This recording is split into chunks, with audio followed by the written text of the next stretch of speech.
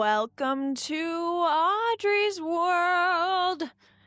And I'm Audrey, your podcast host. Audrey's World, I just like to think of this as my world, my people who I think are inspiring, people who I like to chat with. It's an interview podcast. You get to learn about them. You get to learn about the people who make me me.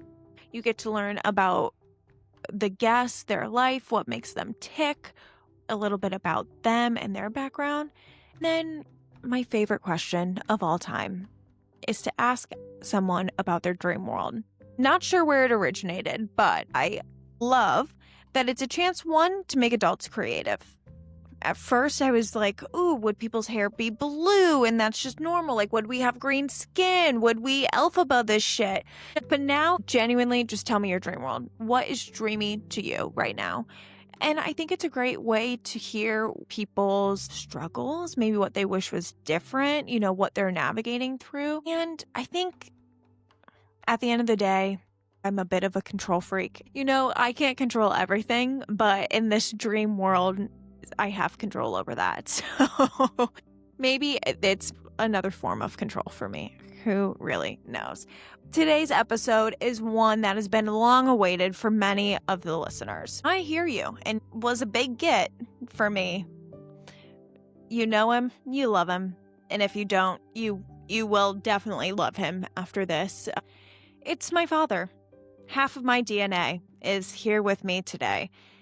And boy, you get a glimpse inside this father-daughter relationship. And whoa, I'm sure there's some things that you can learn about me through this one as well. Tim had some questions of his own that you get to hear. I don't know whose podcast it was this week, but it was very fun. Let's get into it. He's Phil Dunphy in real life, sales extraordinaire, Mr. Positivity, and the person I get my nose and personality from. He's my father. Welcome to the pod, Tim Oyer. When you were visiting Chicago and I said that's the place that I got the Cheerio latte? Yeah. So I went there again this morning. I didn't get a coffee, but I wanted some real breakfast food because I only have Quest bars for breakfast. Mm-hmm. And that just seemed not the vibe today. But then my astigmatism got the best of me and I couldn't read the board. So I ended up getting, it was called a Cali bagel, but it had cream cheese all over it. Oh my. I know. So that was my first time I had to send a text to all my friends. It was the first time I've ever had a bagel and cream cheese. I've had it a couple times and it is so good, but that's why I've never put it on.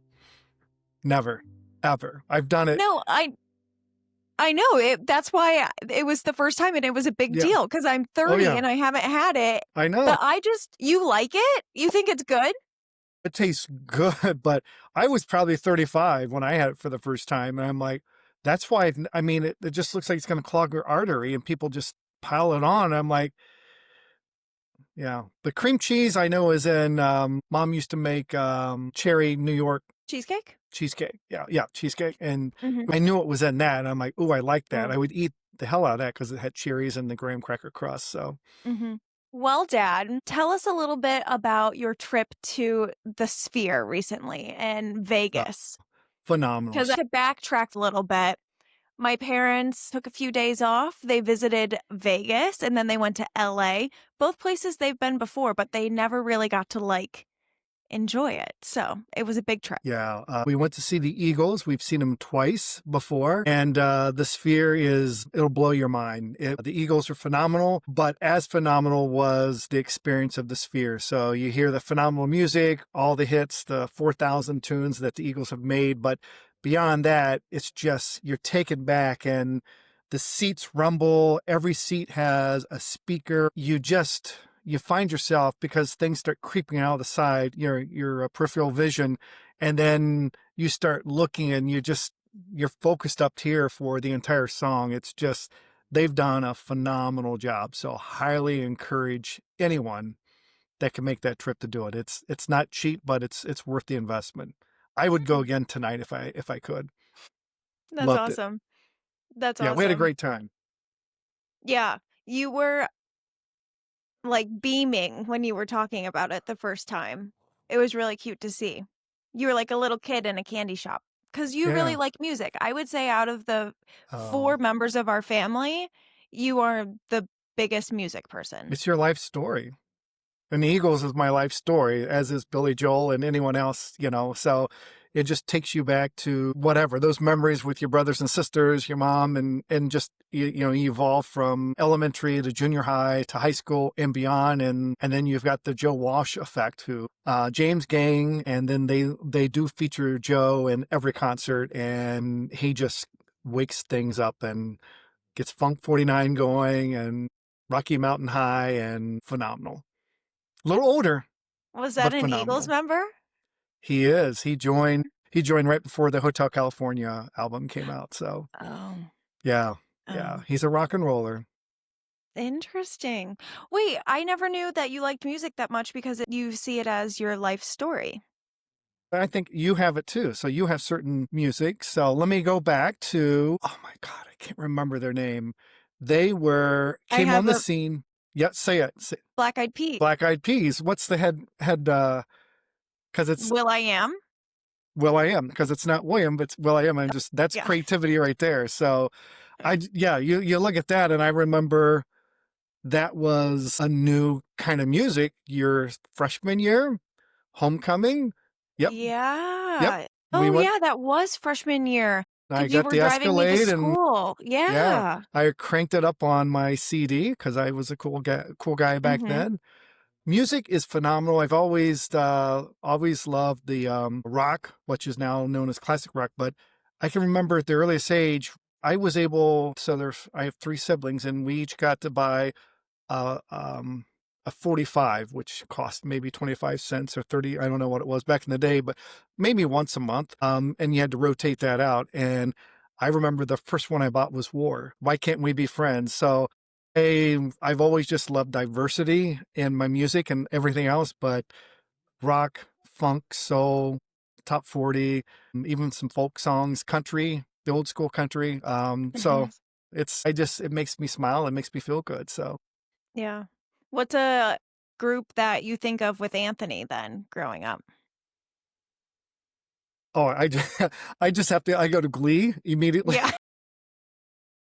But then I go to his junior year, and Anthony is my son, her brother, by the way. And Anthony was in show choir. So Finley First Edition, which is the country's #1 high school show choir group, in my opinion, they did some really good 70s and 80s. I love that. Tell me a little bit about your childhood. You mentioned you have 3 siblings, and you are kind of smack dab in the middle. You have 2 older sisters and then a younger brother. Mm. So take me back to the Root Hill house. What are the things you all are doing? What's happening? Yeah, yeah. Well, I was the black sheep of the family. Why do you But say that? just cause, middle child, But no, so we grew up in town, in Chillicothe, Ohio, the first and third capital of the state of Ohio, and we'll be back again. Give me a decade. Um, we grew up in town, and then right before I went into kindergarten, so we moved out to the country, and so, I'm very proud of that, because they're phenomenal people that we met, and grew up with. But we lived on a 600-acre farm. We had it was just over a quarter of a mile lane to get back there.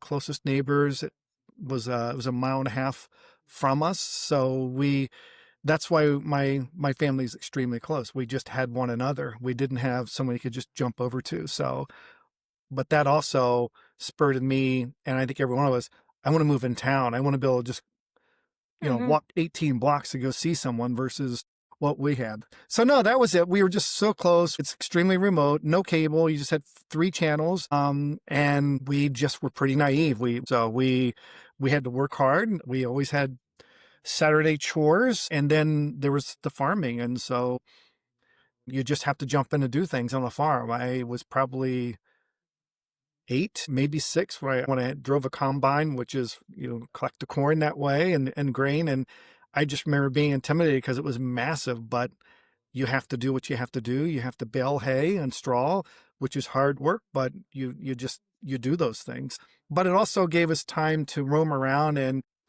one of the things that I remember of living out there was just there were hills, creeks, little amphitheaters created from nature.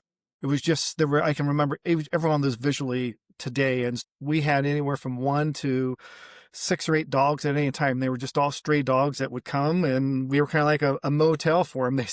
They stayed in one of our 4 barns, and we gave them scraps off the table.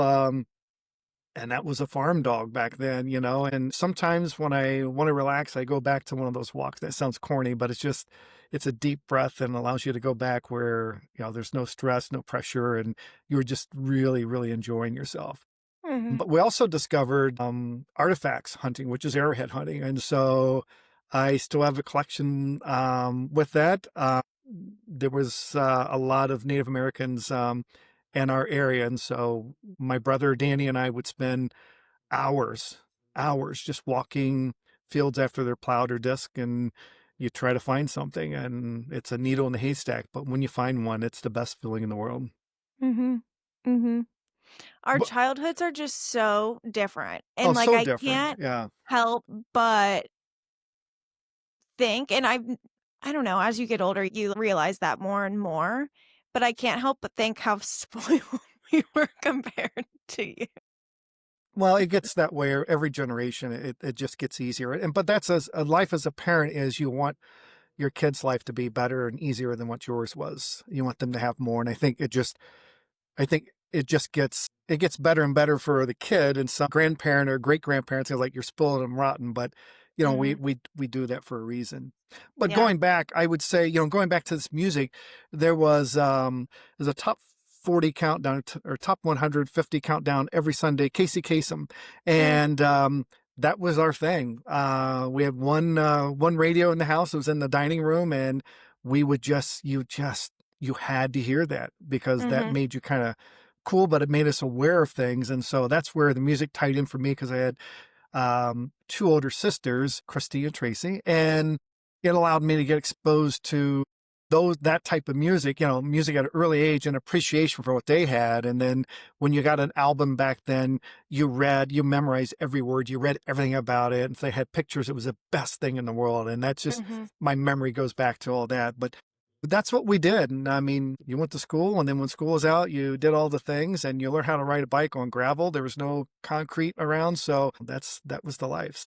Mhm. But Mhm. phenomenal friends. And actually, I literally got a FaceTime from my one of my best friends yesterday, who was at Mm. in Indiana um, in Terre Haute at the Larry Bird Museum. It's free, by the way, and he walked me around. And it's absolutely phenomenal. But I met folks like that, and I'm proud to say here I am 60, and I'm still talking with one of my original best buddies. So Yeah.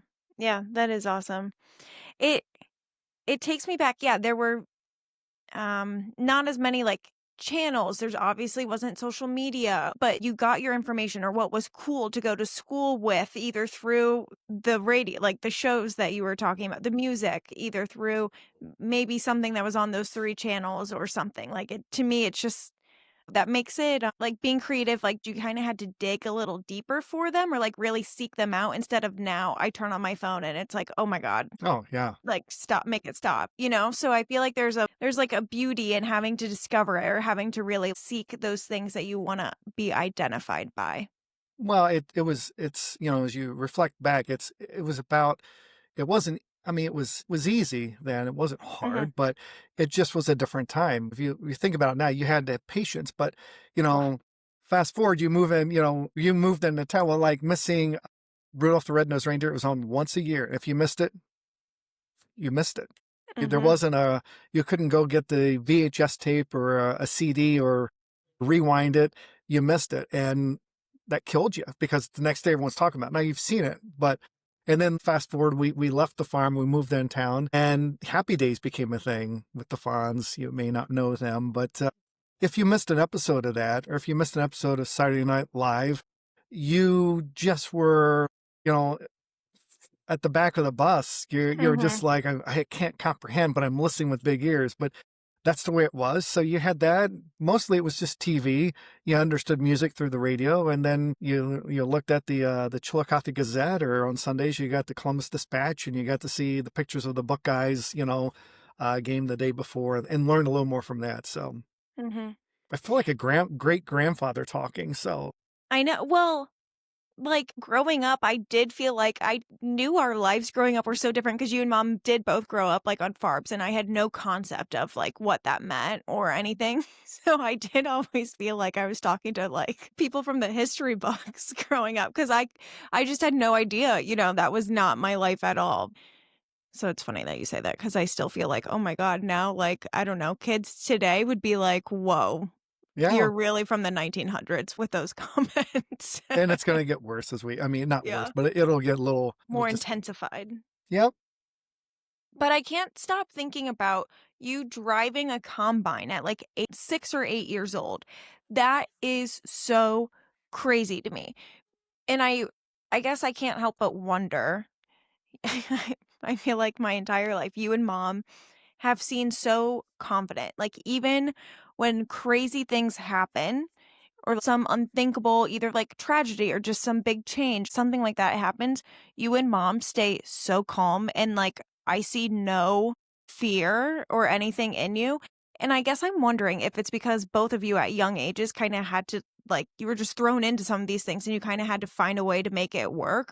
I don't know that you can. I mean, anyone who grows up on a farm, you have to do things, you're asked to do things that you're uncomfortable with and are kind of scary, but you just do that. I think life is just like that. Life just serves you up. And so there's something I learned from Faith the Gentleman's Name. His sons carried the company on. It's called Focus 3 out of Columbus, Ohio. But he's I'll call it an IO psychologist, motivational speaker, but it puts this in perspective. But I think life's about getting out of your comfort zone. Once you get uncomfortable, it's scary, but that's when you live.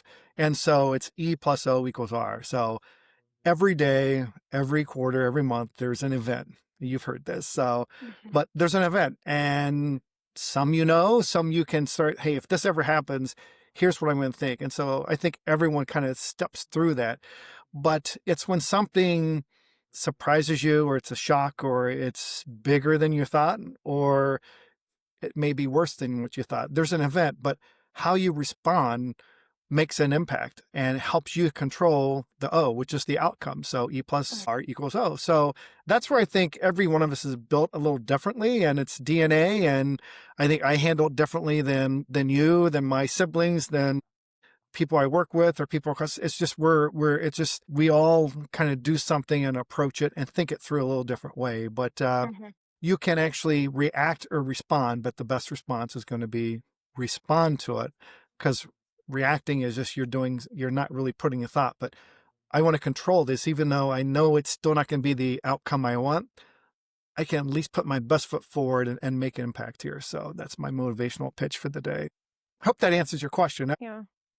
Yeah. No, that is reminding me when I used to live with you, there was motivational speeches or quotes every single day. The harder you But I work, do the a lot luckier of you that. get. Yeah. Yeah. I do a lot of it today too. Like a lot of those things I come back to, but in a different way, but it's the same message, which I think is really funny. And like maybe one of the reasons that I also think my personality comes from you, because it's funny to see how throughout the different generations, what you just said is very similar to a lot of the books that I read about, like expanding through change and not being like constricted and allowing whatever to happen. And the only thing you can control is your perspective and your reaction to it, which is exactly what you're saying. So, yeah, no matter what, like you can't control if it rains today, you can't control the political environment, but you can control your response and your perspective on it. So, Hmm. just interesting. What I could have controlled better is taking you to your first soccer practice. I've never been around soccer in my life, and Audrey got signed up to play for the Packers, and we dropped her off in her old slippery tennis shoes, maybe no socks, shorts, and a t-shirt. And my little girl's out there getting beat up because all these girls had cleats, socks that went above their knee, shin guards, probably some mouthpieces. But it was awesome. No, I think about that every once in a while. It makes me laugh. I felt horrible because I didn't prep you for that. But then I think we went to the sporting goods store after practice and hooked you up. Probably. The thing is, I don't remember that at all.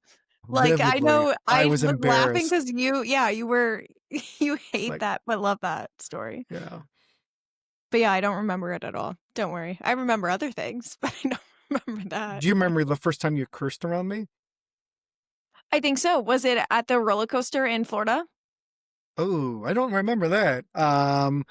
Audrey got a permit Oh, no, I don't and remember that. we lived right off of I-75, which I knew she'd be driving on at some point in her life. So I said, let's just get her acclimated to it. So she was a good driver. We spent many times in the church parking lot and she was really good. So I said, this Saturday, we're going to drive to 22 miles north of Bowling Green, Ohio. And Audrey did great. 75 is you're either driving 60 or 80, right? Or more. Mhm. And we're on the ramp, and I said, okay, now you got to giddy up here.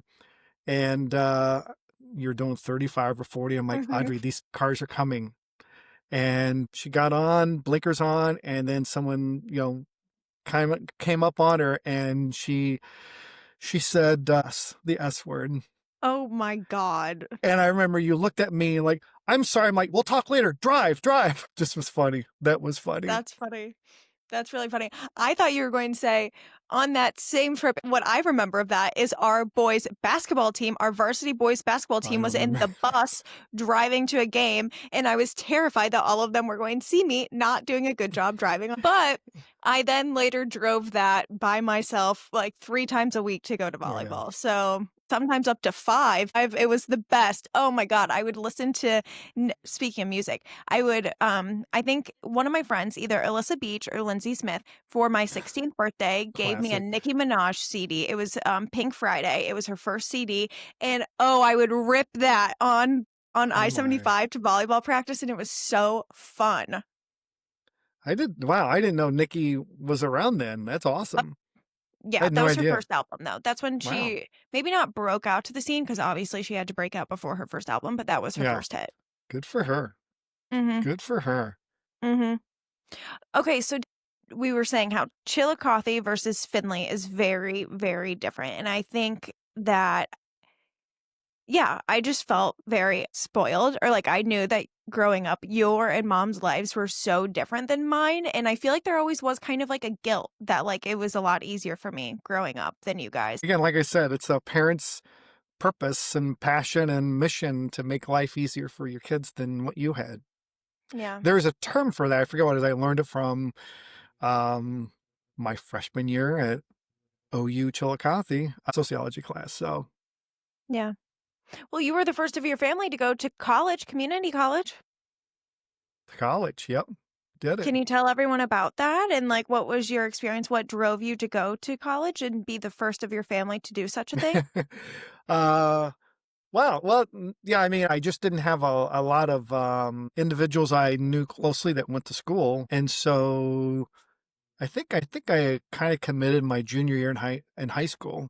I was just going to go to the mill, the paper mill, and work, like most people do. And was going to have fun with it. And then I graduated, and a lot of the folks I ran around with were going off to school. I just didn't know I could do it. And so, but long story short, the mill wasn't hiring, and I had an Mm. uncle that I was asked to get me in, and he said, I'm not gonna do that. And then I found a job, a phenomenal job at UPS, and that helped change me my direction because it allowed me to.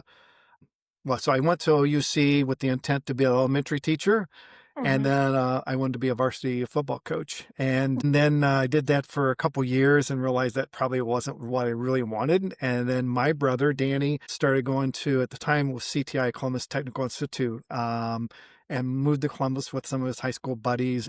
And I took him up there for his, I guess, placement test.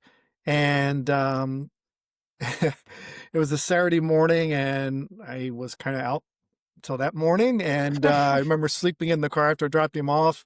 And I walked around and I thought, you got to make a change, dude. This is not who you are. And I saved up some more money and eventually started going to what's now Columbus Community College. And best move I ever had. Phenomenal teachers because they worked in the business. And I realized I'm not I have a certain way to learn, and I it's really hard for me, but I just have to have quiet time, and I've never done that before. And so I did really well there and got a couple scholarships to help me pay for it. But UPS funded me and it allowed me to pay for my school, and they helped my brother out and my family. So that was that. And then I had the decision after that to stay at UPS where there was an opportunity or move on.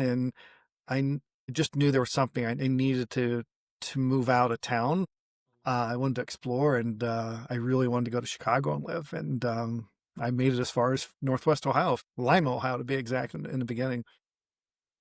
But you got to Chicago eventually. I did love Chicago. Oh my I think God, it's Dad. our family's favorite town, I and where like you want to reside. cry. Oh, why? Because that's like such a, like, you made such a great change for yourself. You didn't know what the outcome would be, but you just kept like betting on yourself and you didn't Yeah. know what was going to come, but you just trusted yourself to make those changes and try something new. Yeah, I mean, again, it's life is about taking action, getting in the right direction, and just luck and timing, and show up, and things will work out. Mostly, I not all know, the but I'm time, so but proud of you. Like I'm literally crying. I appreciate that. But there's a million of those stories out there. But I'm fortunate to be in one of those stories, and I'm glad I was able to move on and discover some things. But I love my hometown, and I still view it as my hometown. Love the Yeah. people. Yeah. Well, thank God all of that happened because when you went to Lima is kind of where my story initiates. Why would That's you where you say met my that? mom. I know. Yep. Well, tell the listeners how you and mom met because it's pretty unorthodox compared to what the vibe is now. Yeah. I was a radio salesperson, which is the hardest job in the world. You make $15 a month, and yeah. But I called on a company, and they bought from me, and then they invited me in for another meeting, and actually it was a job interview. They really liked me, and so they shared what they wanted to do, and they wanted to hire me and what the salary was, and it was quadruple what I was making. And there was a company car, and there was just like, oh yeah.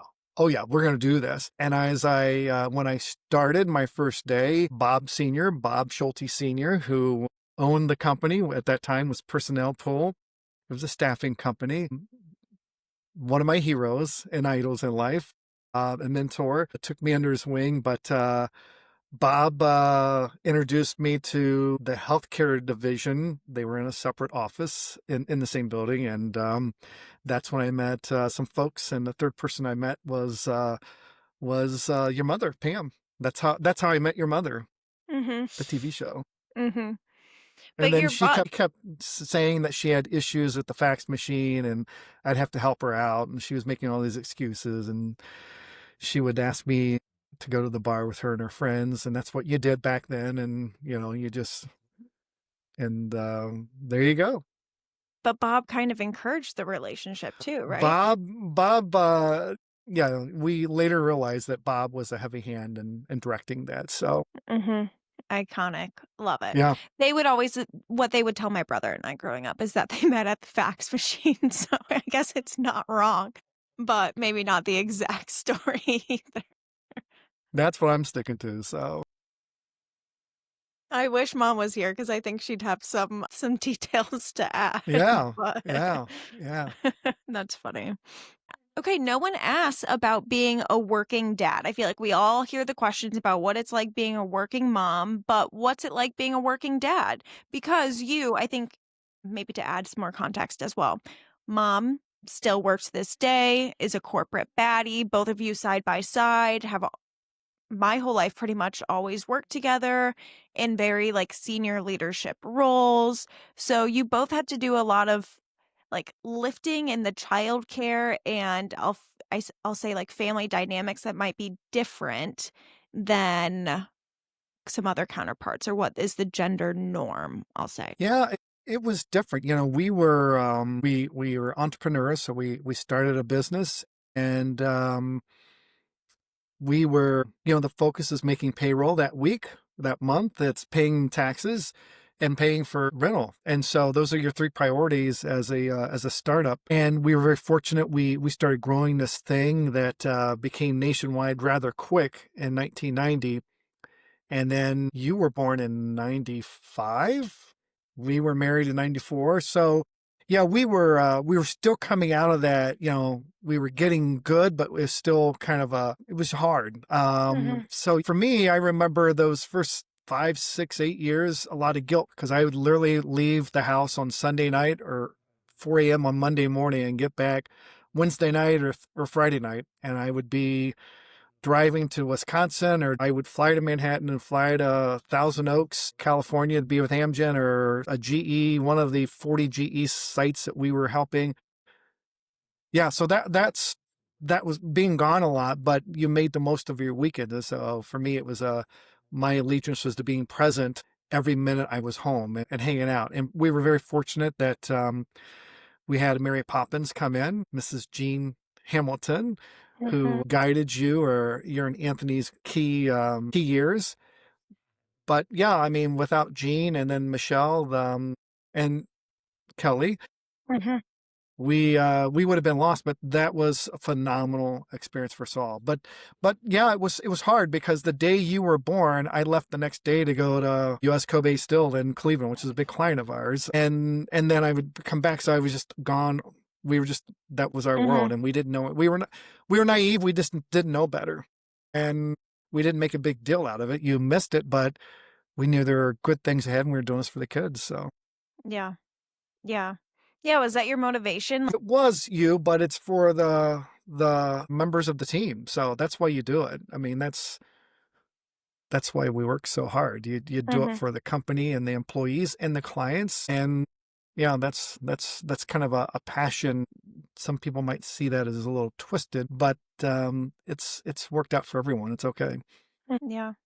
Yeah. You guys definitely like, I knew you loved your career and it was really great to see that you guys were both passionate about it. But yeah, there definitely were times where it was like, we're scrambling. Mom and dad have to go on this last minute work trip. Like, who can watch us tonight? Or, like, what are we Yeah, doing tomorrow morning? Like, that sort of thing. yeah. But And it that was kind of wasn't that fun. often, but yeah, yeah, it was good. And then the cool thing, I think when we were home, you got run of the office. So you guys got Yeah. free hot Hmm. chocolate Yeah, and pop. for sure. For sure. I knew corporate life way before all my other peers. Yeah, yeah. One of my favorite things about you, though, is that you were, you, there were a few times I can remember that I think you were kind of not stressed, but you were just very honest and like, Audrey, this is my first time being a parent too. Like, I don't know. And when I was younger and you would say that, I would get even more mad at you. But now looking back, I can see how it was just like being vulnerable and you were just like, I don't know. I need help as well. Like, I don't know everything. I remember trying to reason with you and your mom. You were 3 or 4, but she's like, And you were you trying to can't, reason with you me. can't reason with her. She can't process and comprehend. And that was like, I mean, I've been around kids growing up. My two favorite nieces, Mhm. Steph and Katie, but I just like, okay. And that really clicked in that they can't reason. You have to. Yeah. Yeah. You've been surrounded by a lot of women in your life, a lot of strong, positive women. What are some things that they've taught you? Maybe it's something from your mom, your siblings, my mom, me. Yeah. Connie, your Yeah. grandmother on your mother's Mhm. mom. Um, no, I think at an earlier age, what I heard and what I learned was respect for women, um, a lot. And we are equal. I've never been asked that before, but as I think about running through my world, that those are paramount. Mhm. Yeah, Mhm. and I mean that's it. I mean, yeah, we're equals. And growing up, I realized watching TV and certain movies, there's not that respect wasn't there for women, for females. Mm, So yeah, interesting. Yeah, I think for whatever reason, I learned at a very early age that what I have that differentiates me from anyone is I got street smart. So I'm able to read a room. I'm able to just jump to some things that are going to help me or help people I'm with out of a situation, or I don't know. I just my Mhm. gut leads me pretty quick to some things, so it's usually worked out. But Mhm. I don't know. I learned early on. I'm watching. I'm like, oh, okay, this is good. Or I want to be like that, or I'm not going to model Mhm. that talk or that approach. Mhm. Yeah. It sounds corny, but No, it's not. No, it's not. I unfortunately, I don't think that's our reality still. Like, I think men, they hear how unequal it is for, like, women, but I don't think they, like, see it or they say it because it's just, like, something that they hear and they know it's kind of a buzz thing, but I don't know if they, like, genuinely see the differences in how things are disproportionate still. yeah, yeah, and it is. So I saw something the other day. Just pay disparity is still an issue. Yeah. Yeah, I didn't know that till it became,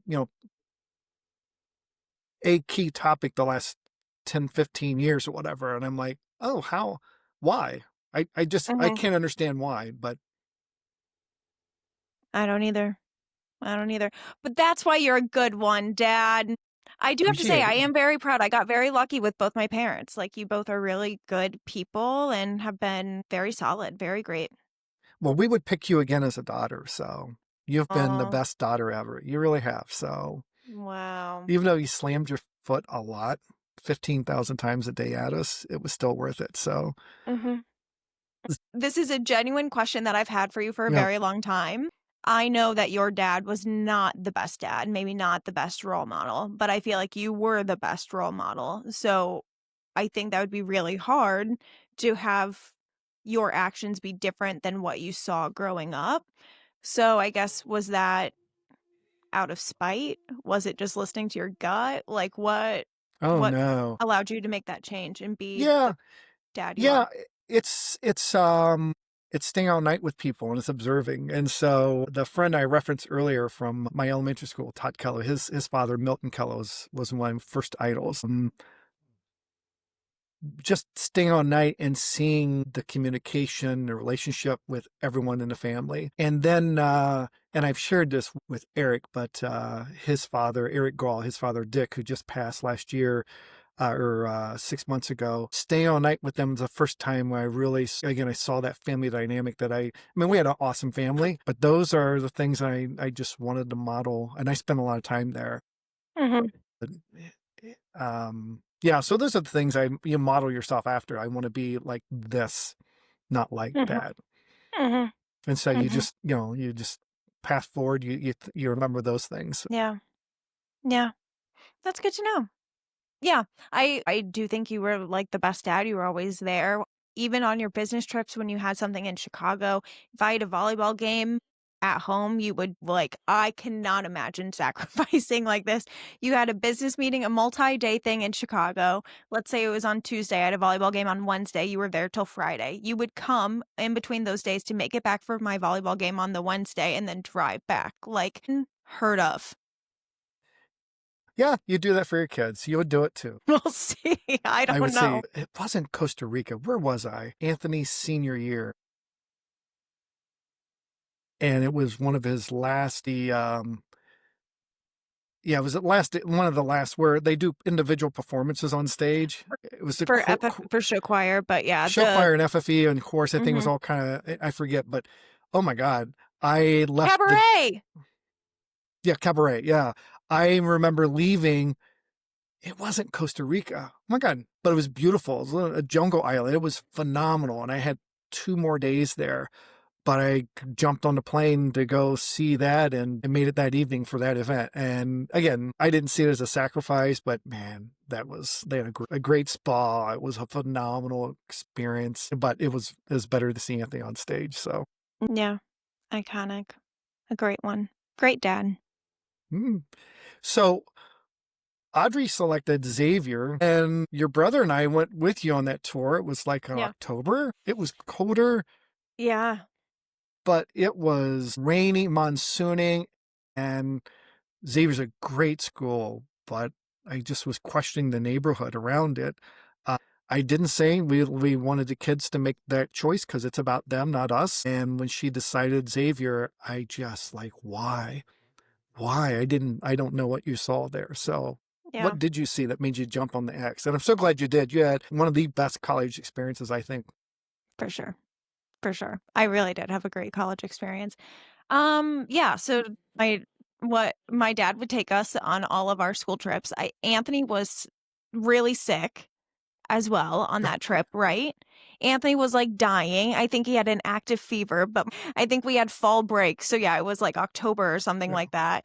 And it was monsooning on Xavier's campus, and we were just a shit show showing up to this campus tour. But I looked at Xavier initially because at that time I was still hell-bent. I thought I was playing volleyball in college, and Xavier and I had connected. I'd connected with their coaches. They were asking about me, asked if I had seen the campus. I hadn't. So I was like, I'll go on a campus tour there. Whatever. We'll do that. And then, yeah, we were walking through Xavier. It reminded me of Harry Potter, and I love Harry Potter. So that was a big draw for me. But something about it just felt kind of homey already. And then I really thought I was going to OU. I ended up not getting into Wow, OU. awesome. So then my choices were between BG, Bowling Green, and Xavier. And quite honestly, I knew way too many people who were going to Yeah. BG, and it was too close to home. Like, always growing up, my dream was to go to UCLA, which I didn't even apply when it came time to do it. But I always wanted to go like so far west. I wanted to be like the farthest I could be. So out of my two options, I went with the furthest. It's a But good it did one. already feel like home. Like it already felt there's something about it when I remember to this day, my perception of it was off, but like Cincinnati, Ohio is hilly. And I really thought that the cafeteria was on some sort of a like top of a hill. So like I can still remember what I thought I saw going on campus. And I thought it was like, this big hill up. The cafeteria is right there. It was so cool. But I don't know, something about being where the cafeteria was and touring that, it just like it felt right. I don't know, it felt home. I thought it was because they had the pop machine where you could select from the 28 flavors, and they had Xavier sugar cookies, The which, best cookie. Those were yeah, the those were best. that got me. That's what I thought you were going to say. No, no. So yeah. And then ended up really having the best experience for sure. So, Audrey played club volleyball. One of the last games you had, Audrey's used to be pretty thrifty. She still watches her dollars. But The Audrey, most out of everyone in our family, which would yep, be the most shocking yep, thing for yep. any of my friends. Audrey was playing in the same volleyball shoes from Oh, her he's talking senior about year in in high school. college. In Okay. Yeah. college. So we're watching Audrey, and that was at the old gym, right? Because I remember it was just an Yeah, old, where we did our practice. Yeah. yeah. Yeah. At the, oh my God, I almost called it the Shot. Like the No, that'd Shot be in Ohio Sweden. State. I Yeah. know. I know. Yeah. But it was called Shot Hall, Okay. All right. I think. So Audrey gets there and they're playing well. Audrey's playing well. She's a libero, and Audrey goes down. I'm like, oh my God, she's hurt. And her shoe blew out. I mean, not just a little, but the bottom, the sole came. Was it that or your toes came out? Something happened. And then Audrey just turns around to someone, they throw the white tape out, and she wraps it up, and Oh. that was the best. And we're like, we Did I can afford a actually fall premium. down or did I You just went trip? down. That's what I thought. I thought I fell Yeah. down. Yeah. But you have phenomenal colleagues on that volleyball team as well. Mhm. So yeah. It was the whole bottom half of my shoe Yeah. just like slid under what is like right below my arches stayed on, but everything from my arches back just separated from my shoe. And I felt like soccer dad, first day of soccer again. I mean, oh, I didn't buy her the right equipment. We weren't prepared for this. Yeah, I had kept all of my same volleyball gear from my junior year of club volleyball season because that's usually when I would get any new gear was like I think more for the club season versus high school season. So yeah, I had that for like 5 more years of It wear was and tear. awesome. It was awesome. Yeah. Yeah. I don't know why. So my dad is a big worker outer. I feel like that's always been like the core essence of who you are to maybe like work through things or just like it's always been very much your time. But that reminded me of I know we talked about it before, but there was something for club volleyball in college. We and Rachel and I tried to remember it in Rachel's episode, but we worked out with Marines. Oh Like, it was my. something that we Nice. had to do for, oh my God, that was horrible. It was Uh, that too. It was literally snowing that day, though. We were snowing. We had to do things outside and like pushing things, pulling things, like crawling and like Yeah. holding each other and stuff like that. And I don't know. I think it's probably because it happened on that same court where my shoe blew out. We had to then do indoor stuff with the Marines, Nice. and it was the craziest thing. But yeah, you and I work out. I feel like that's another connector piece of like the Yeah. both of us. Yeah.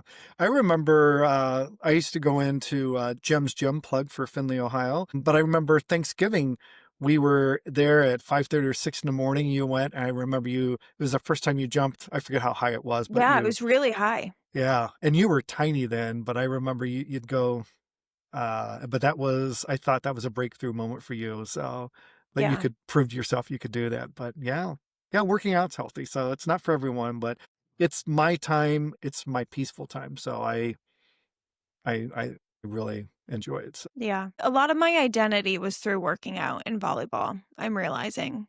yeah, good. Yeah, it's conflicting for me, but I do think it's good. But I'm Yeah. conflicted by it still. Audrey, who was your first concert? Dierks Bentley with Maddie with the Bruces The Bruce family took you. at And the where's he Finley. at now? Did he ever make it? Do you not know the answer to this? Oh, I know the answer. I'm setting you Yeah, up. he's huge. He's I don't know how we massive. got those tickets. He was probably Just starting 18. out. I don't know. For sure. And that was when Maddie and I, in fourth grade, Maddie, Melissa, and I exclusively, emphasis on exclusive, only watched CMT, the country music station. So I'm pretty sure he was just probably the country musician who was coming to the Hancock County Fair. So Maddie's parents were like, sweet, let's go, Maddie, take a friend. She chose me. And then that happened. But yeah, that was my first concert. And then I think it was that same year, Maddie and her mom took me to a Grease play Nice. somewhere because we were also that year, we were obsessed with the movie Grease. Oh yeah. Yeah. Grease is awesome. Yeah. I still enjoy watching it and listening to the tunes. So good stuff. I haven't in a long time, so I should It's- give it a go again. Yeah. Yeah. It's good. I think that was 78. It takes me back to a good time. So again, lining it to emotions and memories, it's good. So yeah, music and food do that for people. So Oh, I thought it was the 50s. But to me, looking it back, was set in the 50s, but yeah, it was made in 78. Yeah. yeah, for life in the 50s to be after high school when you graduate, it's like, let's start a life, let's get married, have a babies. Like, that is mind-boggling to me. If I had to get married and have a job and things at 18, oh my God. Yeah. That's so not me. I can't imagine. Yeah. That would be horrible. Yeah, I mean, I still think there are a lot of people that still do that. I think it's not. It used to be probably 90%. In the 40s, 50s, 60s, 70s. It's probably I don't know, but I think there's still communities where that's you. The What are you expectation. gonna do? Yeah, and it's okay. So it's just we're all individuals. Yeah. Yeah, it's okay. I just can't. Mm-hmm. I'm thinking about who I was at 18 and I had no identity for myself. If I had to get married to someone and like have kids and be expected to do like all of that sort of thing, I can tell you I would have blown up my life by now. Yeah, I'll go back to my senior year in high school. I used to have to take government class, and Mr. Skeens taught that. I understand he passed away a while ago, but he was he was a worldly gentleman in my mind. I had him just that one time, but was a phenomenal teacher. And I just remember the one thing he said that always stood out to me is it was profound, but I bought into it at the time. But he says, I think everyone, their senior year of high school, male and female, should have to join the military for 1 year and go to be deployed, go to a country or go to California, but just be somewhere so you can get away from where you are and appreciate traditions, appreciate environments, appreciate diversity, appreciate there's a world out here. Your world's good, but there's another world you have options to. And then you come back and then you decide, Am I going to go to school? Am I going to go to the military? Am I going to work? Am I going to get married? All those types of things. And Hmm. again, it's impossible to do that. But I always thought that makes sense for someone from LA to move to Iowa, for someone from Iowa to move to LA. Hmm. To see it and experience it would be phenomenal. Yeah. Yeah, there's something to like a I don't know if I can get behind the military piece of that, but like some sort Maybe of it's a gap work, maybe it's year. a work, yeah, maybe it's Yeah, or a like a work work thing. experience, a work Yeah, exchange, yeah, like something like that. But yeah, I agree. At that time, that would change your world in the best ways or like challenge you and show you different ways of life. That would be really good for you to have. yeah. What are some of your memories from our Hilton Head vacation? We did Oh that my God. forever. It was always fun. I remember one after soccer camp one year, Alicia was visiting because I think it was grandma's summer party, like that Mm, weekend before. And you know how they would usually just stay like the full week yep. and stuff for that party? So Alicia was somehow in the car with us, and I had just gotten out of soccer camp. That was the one and only time a coach ever yelled at me, not for like performance or critiquing my form, but because of something I was doing. It was because I was humming Kelly Clarkson Breakaway really loud, and the coach yelled at me. So I got yelled at that day. Then we got in the car, and with Alicia, we were listening to the Kelly Clarkson CD. We drove through the night, and we went to Hilton Head. So that's one of my Hilton Head memories. Yeah. The shirts, the like Del Sol shirts that would be purple and then you'd walk into the light and then they'd be orange or Oh, something like yeah. that. Yeah. Hermit crabs. Every time we went, we had to get hermit crabs. And then I also remember this is really crazy, but we went one year with the Shimmings, or I'm sure they came multiple times with us. But Mark, maybe he didn't make me join, or you didn't make me Oh join, boy. but the Shimmings, it was Nate, Mark, and Kaylee, and I somehow got roped into I feel like being forced to join on a family run, and they were all such great runners compared to me, and I felt like a fatty. I felt very like out of breath. I was like, "Oh my god, this is their Saturday morning. This is hell. I can't do it." Military mark. So those are some of my I don't memories remember from that. that. Wow. But and Wow. the sand dollars. The one year where we got so many Oh. sand dollars and then And we we had returned to them. We we had to returned return them. them to sea. Yeah. That was a good experience. Yeah, those were phenomenal. There's the year that I bought about a couple $100 worth of sea bass and we ate a quarter of it. It was a Really? it was a big chunk. Uncle Paul and I were Huh. golfing and we stopped by the Sea Shack and bought that and because Oh we yeah, love you guys sea would bass. do that. That was the first time I had crab cakes. Aunt Kathy made crab Kathy cakes. would make she makes phenomenal crab cakes, still does. Mhm. And then I remember we had family friends in Findlay that owned 4 homes, I think, in Hilton Head. And we would get there usually in the middle of the night because we would just leave.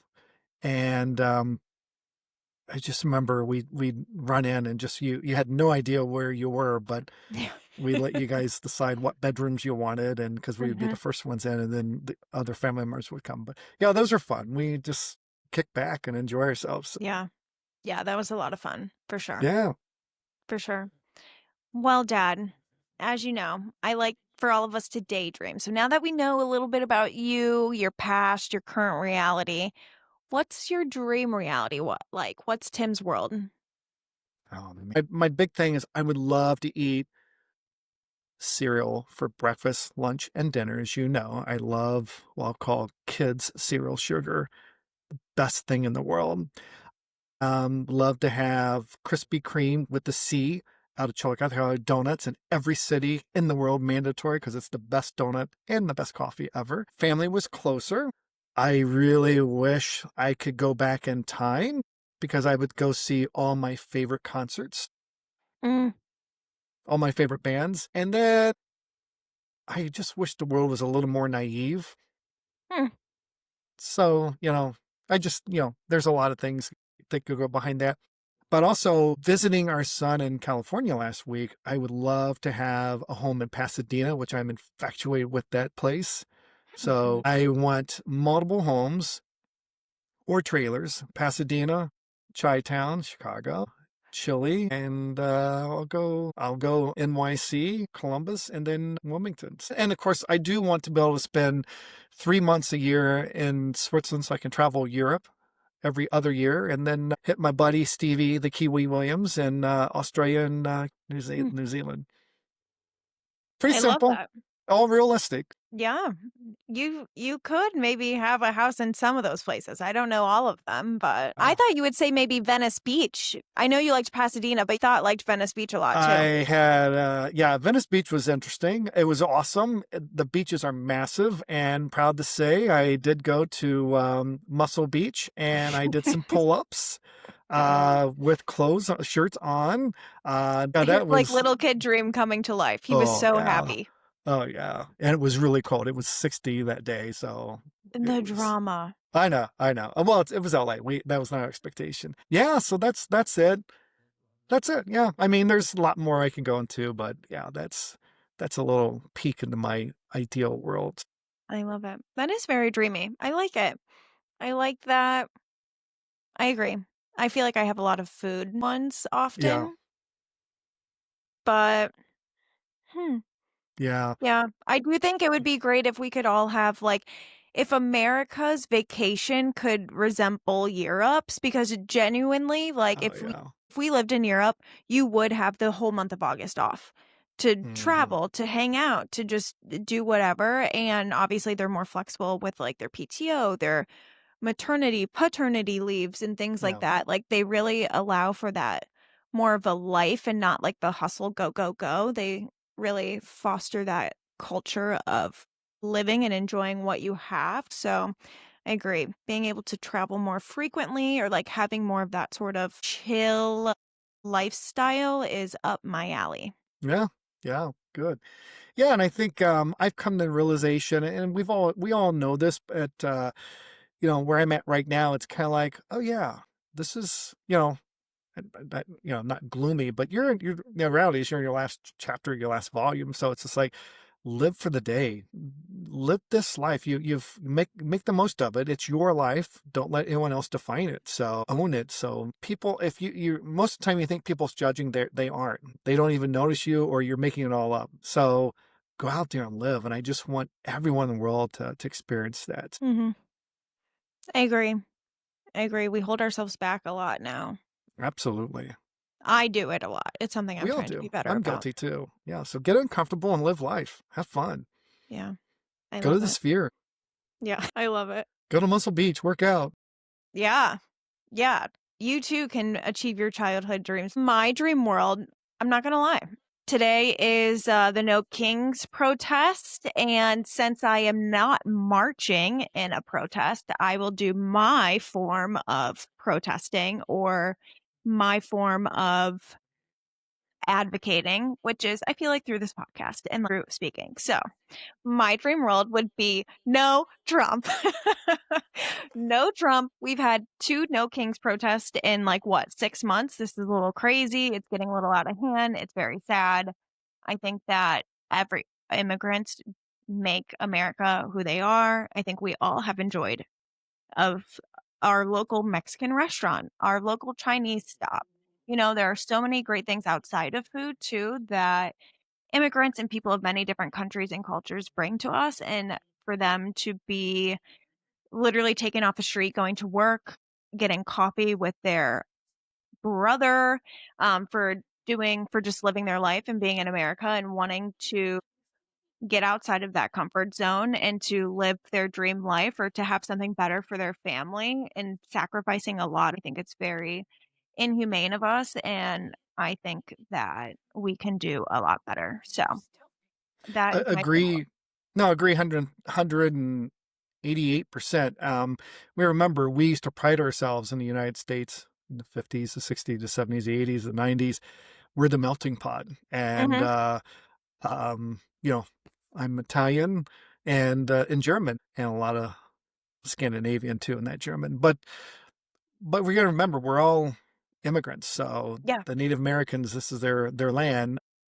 I don't know why we've gotten away from all that. Remember, in the United States, again, we were built of a land of freedom with people with like vision and wanted to be free and independent and get away from the crown, if you will, that control where you had a chance to make it. And as a result of that, the good thing is, you've evolved. So we have so much diversity in this country, And I don't know if folks are trying to change that, but I don't know. That keeps coming up, and it really is disturbing to me the way the approach is that we're doing a lot of this stuff.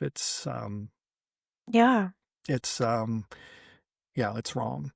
It's very wrong, and we're all humans, like, we're all I don't know And why we're that's, treating them like they're animals, like, we are literally treating Hispanics, Black people, everyone who's not white in America, we're treating them like fucking animals, and it's so disgusting.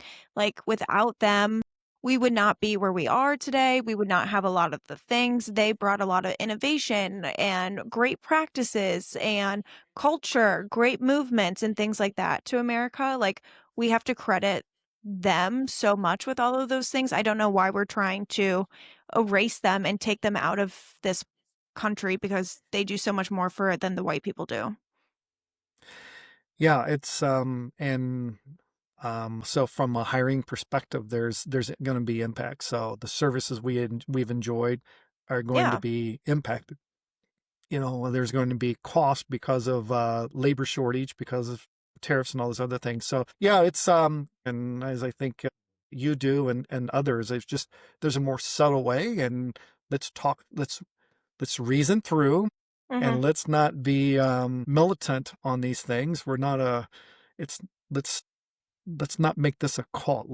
We are the Yeah. United States of America. We're all here. So again, one of the basics I have is respect yourself, respect others, and let's work these things through. So it's Mhm. unfortunate where we are. Yeah. I would like to say another reason my dad's a good one, never voted for Trump. My mom told me at a very early age, I remember always hearing, with your closest friends, and then especially when you're in public or in social settings, you don't talk politics, you don't talk religion, and you don't tell people what you make. Mm. Those are private matters. And I don't know why it's so public. And then there's so much pride that to say I'm with this group or that group. It doesn't matter. You're human. You have beliefs and I have beliefs, and let's agree to disagree, and let's still be buddies or friends or whatever. I can't get past these walls that have been created. Yeah, And maybe I'm still too naive, but I prefer to stay in my world. I know. I know. That's okay. Well, because that unfortunately is that I mean, that's our reality right now. It's a little scary, Yep. it's a little harsh. So I don't wanna end on that because that's not the best. I wanna leave lighthearted, joyful, excited. So to do that, Dad, I'd love to hear a small win that you recently had so that we can celebrate. Well, I have several wins. Oh, let's go. One, I visited time with my favorite daughter, Audrey, in Chicago a few weeks ago. She Mhm. hosted us. It was phenomenal.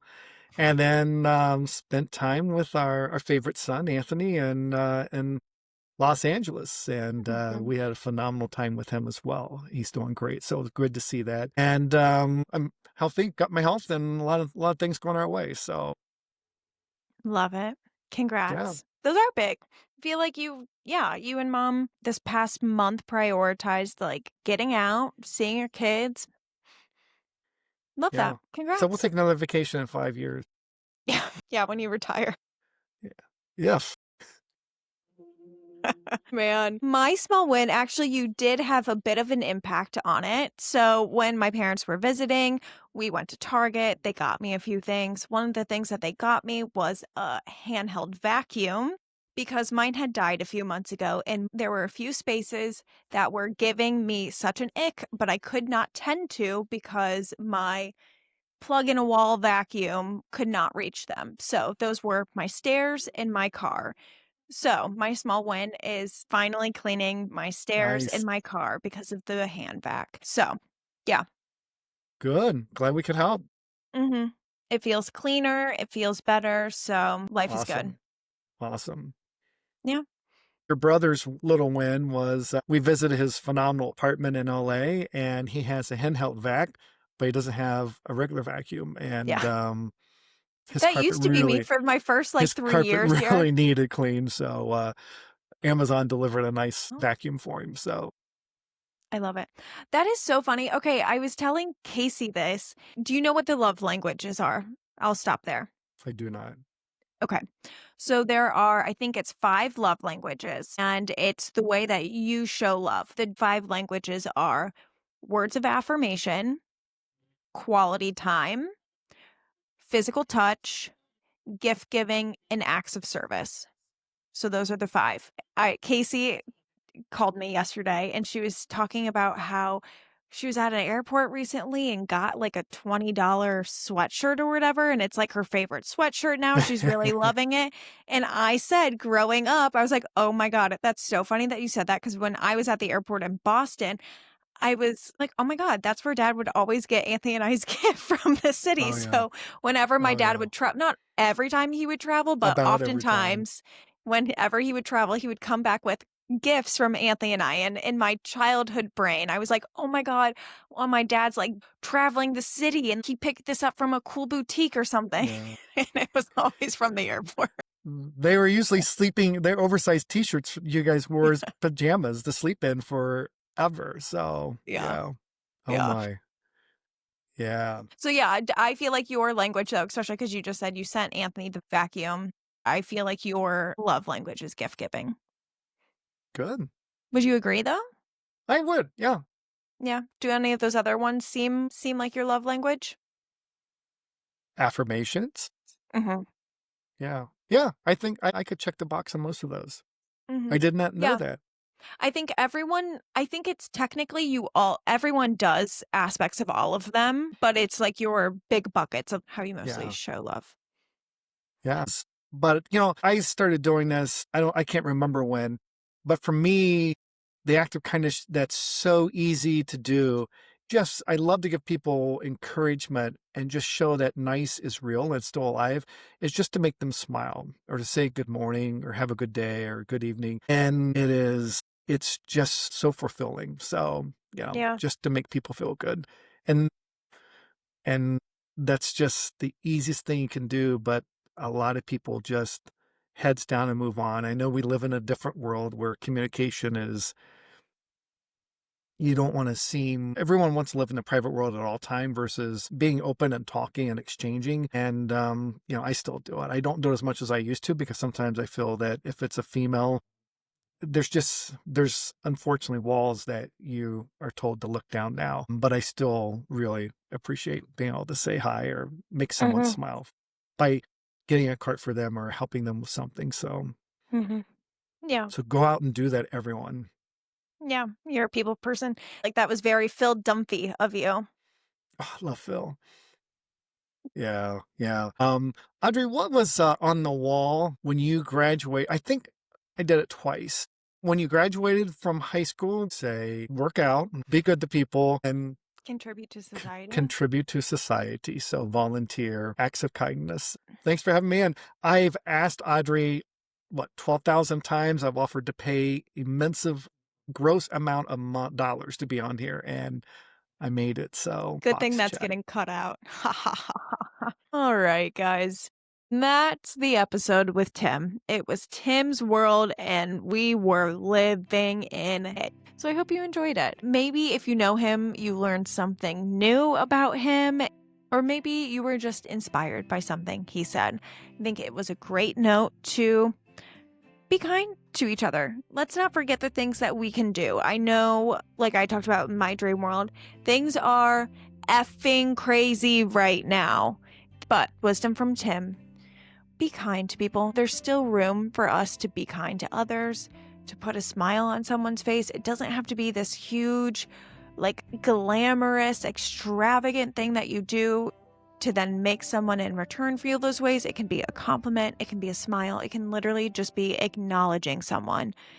Do the small things. Spread the kindness that way. Control what you can control, Things will come up, planned or unplanned, that might happen, that could throw you for a loop. And I don't know, maybe it's my positivity side coming out of it, but my dad's point, there's only so much you can do, and your reaction and your perception of it are all that you can really take away. And that's what you can control if you're a control freak like me. So, but no, those were a lot of great reminders. And I don't know, I always really love hearing about my parents' childhood because it was just so different than the life that they gave me. And I'm so grateful for that. But I do kind of feel guilty at times that like I had it so easy compared to them. But I think that's the life they wanted for their kids, like my dad said. But just great to put yourself in other people's shoes. And I don't know, I'm leaving the episode feeling inspired. So hopefully you do. Thank you for supporting and listening. Genuinely, it just means a lot to me. I hope you enjoy it.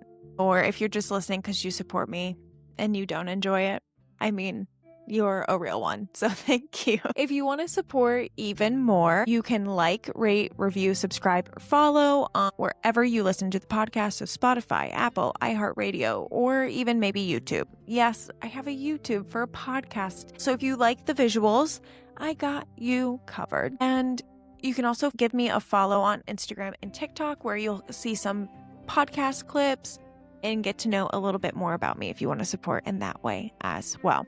Don't you fret. I'll be back again next week, next Tuesday. So see you then. Love ya.